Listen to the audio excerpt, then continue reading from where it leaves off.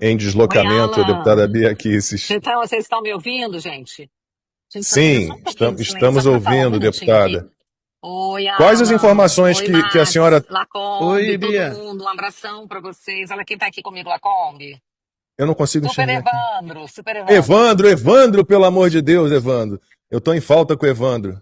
Calma que eu vou resolver. Ele O vai tempo resolver aqui. depois. Eu tô precisando de um dia de 48 horas, Evandro, mas eu vou Tá conseguir. fácil, tá fácil. Mas e aí, pessoal, Não. eu tô aqui com a vereadora Zoe Martins, tá? Que tá aqui, ela veio me buscar no aeroporto e vai me deixar lá no Brasil Paralelo, que eu vou vir gravar uma entrevista aqui hoje. E quais são as informações que a senhora tem sobre o PL da anistia? Porque ontem eu fui dormir com 257 assinaturas. Já tem gente aqui no chat dizendo que já chegou a 290 assinaturas. E aí? Eu vi que já tinha passado de 257, eu não sei quantas, mas vai subir mais porque eu vi alguns parlamentares dizendo que só assinariam depois que alcançasse o limite, entendeu? Tipo assim, não, gente, tinha parlamentar dizendo que queria ser o, 200, o número 257, o outro queria só depois que alcançasse, tem de tudo, tá?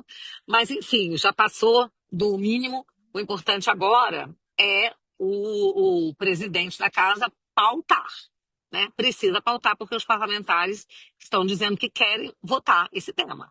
E agora, é claro que, como já foi dito, não necessariamente o texto que vai ser levado ao plenário vai ser o texto final. Vai ser escolhido um relator, o relator com certeza vai mexer no texto. Tem gente que quer, ao invés de anistia, colocar diminuição de pena. Eu não concordo com isso de jeito nenhum. Não tem que diminuir pena. Tem que ser apagar do mapa essa história, entendeu? Como se nunca tivesse existido, do jeito que foi feito com os terroristas lá atrás. E, aliás, eu quero deixar claro aqui, né, porque eu sou do meio jurídico, sou advogada, eu entendo. Tem pessoas que falam assim, não podia ser anistia porque eles não cometeram crime. Gente, tá bom, ok. Só que a gente não está escrevendo uma tese jurídica. A anistia é o meio de ação que nós temos para livrar essas pessoas. Nós temos que usar o meio de ação que for, sem ficar nos apegando agora a questões doutrinárias, a tecnicidades. Eu até entendo que anistia não seria o termo adequado, porque quem não cometeu crime, não foi condenado, é, não seria anistiado. Mas como é que a gente faz para tirar essas pessoas da cadeia? Vai depender do judiciário? Porque tem gente que fala assim, tinha que anular igual do Lula. Tá bom, mas quem vai anular? O Lewandowski nem é mais ministro, né? É ministro da Justiça. Mas o Fachin vai anular? O Xandão vai anular? O Gilmar vai anular? Não vai, gente. Então, você vai reagir do rei, não? Bia, eu queria entender um pouco mais para o pessoal, né, que está nos assistindo. Como é que se dá esse processo agora? Desde o momento em que consegue-se a assinatura, essa assinatura é para quê? Né, para o pessoal poder entender o que é regime de Tá, urgência. ok. Porque assim, primeiro entender o processo, depois eu queria te ouvir um pouco também explicando para o pessoal. Antes diziam que não ia acontecer de jeito nenhum, agora já está acontecendo. Ou seja, há esperanças, né? Claro que sim. O que acontece é o seguinte: nós temos no nosso regimento o procedimento normal da casa e as exceções. Então, os procedimentos normais dos projetos, quando eles chegam, eles passarem pelas comissões temáticas e, ao final, pela CCJ e depois ir ao plenário. Quando é uma PEC, começa pela CCJ e se cria uma comissão especial. Nesse caso, é um projeto de lei. Então, ele teria que passar por algumas comissões até chegar à CCJ e depois ir ao plenário. Se bem que eu acho até que a anistia seria somente talvez a CCJ, não sei se passaria por outra comissão. Mas, enfim, é, com o regime de urgência, significa que ele tem que ser pautado direto no plenário. Ele não vai para a comissão, tá? Então, vocês devem lembrar que ele estava na CCJ e o Lira retirou da CCJ antes da gente votar, disse que ia criar uma comissão especial. Não criou.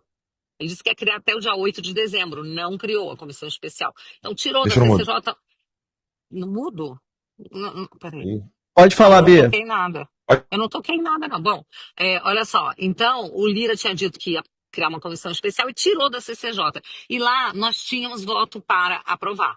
Então, se tivesse sido aprovado na CCJ, já iria direto para o plenário. Se não passasse o regime de urgência, ele teria que ir para a CCJ agora.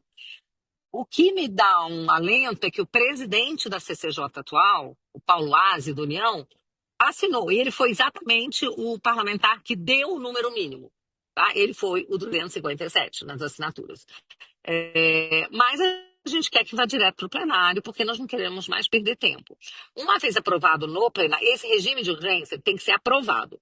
Se ele for aprovado com o número de 257 no mínimo, aí o projeto vai ser debatido no plenário e votado no plenário. Uma vez aprovado, ele tem que ir para o Senado.